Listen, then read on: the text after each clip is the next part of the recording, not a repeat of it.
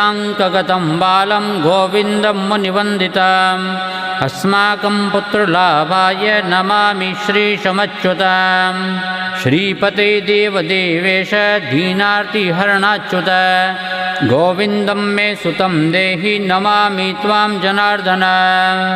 भक्तकामद Govinda भक्तरक्ष शुभप्रद